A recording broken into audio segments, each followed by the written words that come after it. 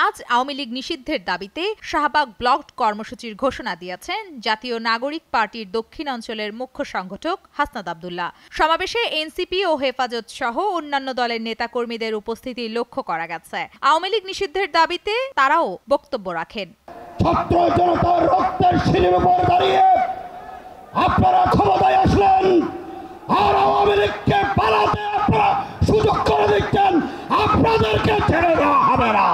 এই আওয়ামী লীগকে নিষিদ্ধ করা সময়ের দাবি, সকল মানুষের দাবি, দেশপ্রেমিক ইমানদার জনতার দাবি।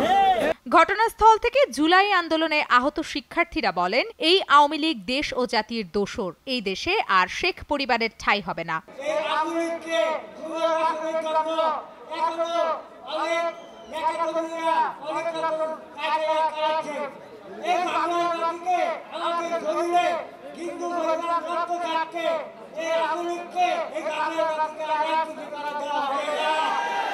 এছাড়া হাসনাত আব্দুল্লাহ বলেন, বাংলাদেশের অগ্রগতি সেদিন থেকে শুরু হবে যেদিন বাংলাদেশ টাইটেল পাবে বাংলাদেশ উইদাউট আওয়ামী লীগ।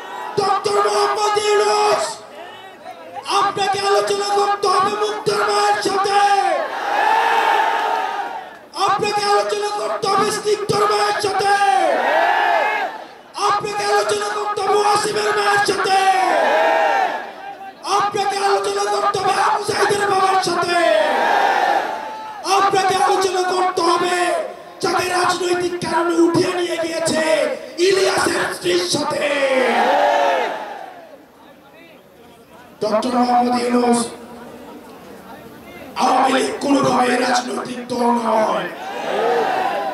এই আওয়ামী লীগের চ্যাপ্টারটা 5ই আগস্টে ক্লোজ হয়ে গেছে।